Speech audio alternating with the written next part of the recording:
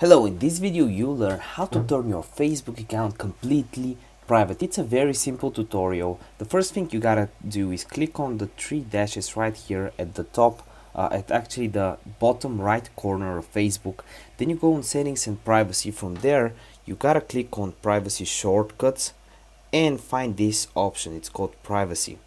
And here, this is what you're looking for. Review a few important privacy settings. Click on it, then click on the first option, who can see what you share.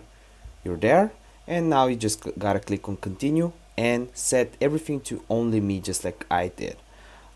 If it's at public or friends or close friends, other people can see it as well.